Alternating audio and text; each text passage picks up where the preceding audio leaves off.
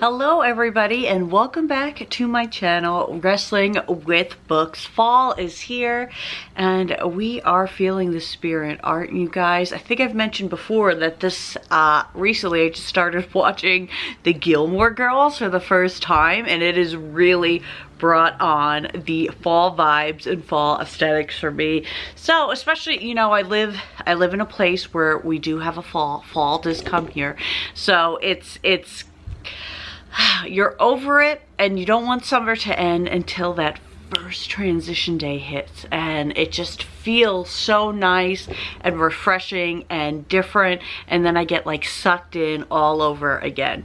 So today I wanted to talk about some of my favorite books that are kind of fall feeling for me, and that can mean, you know, a lot of different things. It can mean that it's about maybe it's back to school vibes, maybe it's the actual location, maybe it has a bit of spookiness to it. I have my cat Buster here if you see me petting. So I've selected some past reads and let's talk about them. The first one I want to talk about is, for me, very fall on two counts. One, it is the setting, and two, it is the boarding school and back to school and starting a school year vibe. And that book is truly Devious by Maureen Johnson. What I love about this book, well, let me tell you about it first. So Stevie Bell is kind of like, she's at the point where she is a true crime prodigy, where she has studied so much and is kind of like a young sleuth. And in the school she is going to, I believe it's called Buckingham Academy, something like that, she is selected special to attend there because of that skill. This school has students who are there because of their different talents. Some of them are like prodigy authors, some are really good craftsmen, some have made films, but they're all, you know, high school ages.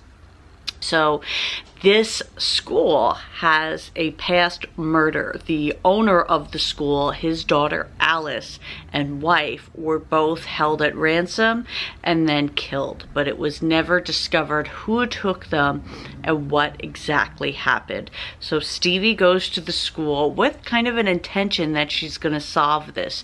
This school is upstate, kind of in the northeast of America. It is isolated. You can, I don't know, I just picture Stevie walking in the leaves, but also you get the crispness in the air when they're bundled up, when it snows, all the seasonal vibes, not just fall, but we go through to winter too. And it's just a really good mystery. So this is a really good book to read in the fall and get all the feels. It's something that, even though it's a young adult book, if you don't read young adult, I still think you would enjoy this, especially because part of the mystery is this older mystery, and I think that that would be appealing to most readers. Book I want to talk about, this is another young adult boarding school book. They're not all going to be that. Maybe that can be a future video, but this one is called Hex Hall by Rachel Hawkins, and it is about a girl named Sophie who discovers that she is a witch, or at least part witch. It's all on her dad's side, and she is sent to Hex Hall, which is a school for witches, fae, warlocks, and the like. I believe there's some vampires, maybe some werewolves as well. So you get all the characters, all the vibes. Who would we lose? Who would a Mulder fell? There's always falling Funkos, you know? If you like, I like this one not only for the school feeling, but it's got that spookiness of witches and warlocks and the like. And of course, fall is the season of Halloween. This was very popular when it came out. Let's see when it came out, maybe 2011? Come on, Goodreads, where are you hiding the stats? You know, the Goodreads isn't always user-friendly. 2010. So this was really popular at that time. I don't hear it spoken about much nowadays, but maybe you want to check it out. I found it to be a really fun read.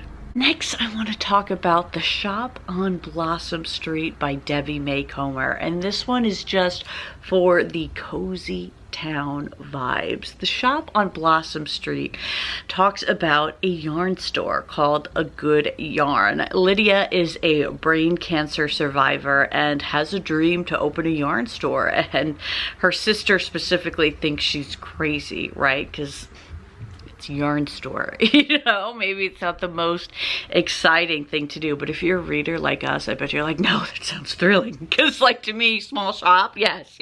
And so she opens this shop, and you see through the knitting classes how, I believe in this first book, it's for, including Lydia's, women's lives change.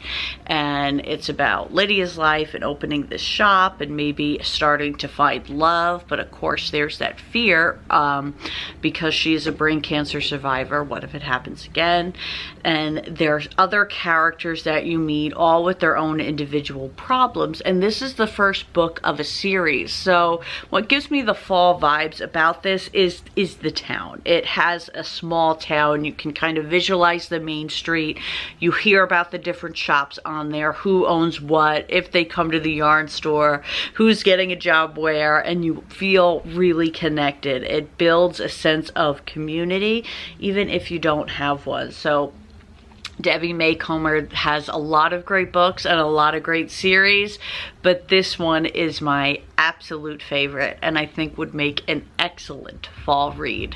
Next book I want to talk about is Hope Was Here by Joan Bauer, and this is not only great for what I was saying before about small town aesthetics, because that's what we get, but it also deals with an election. So it's like, oh, election season, you know, that's fall. So Hope and her mother moved to Wisconsin her mother, I believe it's her aunt, Hope and her aunt moved to Wisconsin to run a diner, and the owner isn't really ready to like give up on the diner in the town and ends up running for mayor. And Hope, who has had to move to different places, ends up finding community and found family at this diner. This is young adult, middle grade type of book, but it really hits very strongly. It reads like an adult read to me. And you know, sometimes there just isn't a need for a book to be adult, I guess. You know what I mean? That's kind of how I felt with this one. And the thought of the book and message of the book is sometimes all you need is a little hope, and that includes for Hope herself. Really cute read. It stuck with me long after I read it. This was something I read in 2016. It came out in 2005. I really encourage you to add this to your wish list because I just adored it. And the last book I want to add to this short list of some cozy fall reads is my most recent read, and it is Angelica Frankenstein Has Made Her Match by Sally Thorne. Now notice it's made her match rather than met her match. So in this book, Angelica is the sister of Victor Frankenstein, and she is his assistant. And she is sort of like a big part of what Victor does with his studies and enterprises. And Angelica ends up selecting, you know, parts based on what she would like in a man and creates her match. It's a complicated premise, right? But I think the author explores it and tells it beautifully. There were times where I just thought, well, there's no way this can work out. There's no way there's going to be an ending that I'm going to be pleased with something that is so complicated.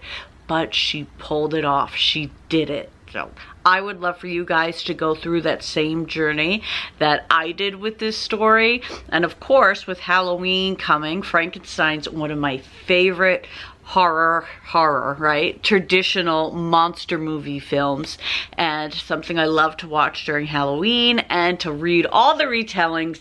So I would encourage you to add this one to your list. And that is my list of some fall reads to get the season going. If you've read any of these, let me know, because I would love to know what your take on them were. And if you have a favorite fall read that I should be adding to my list, let me know. Because as I was looking through my fall reads, I was like, I don't think I read enough aesthetic seasonal books, so maybe I want to work on that a bit more. We did it with Christmas in July or Bookmas in July, but not for fall. I was slacking, so let me know. And if you've made it this far, leave a leaf in the comment. You are the real hero today. I'll be back with another video here on Wrestling with Books. Thanks for being here.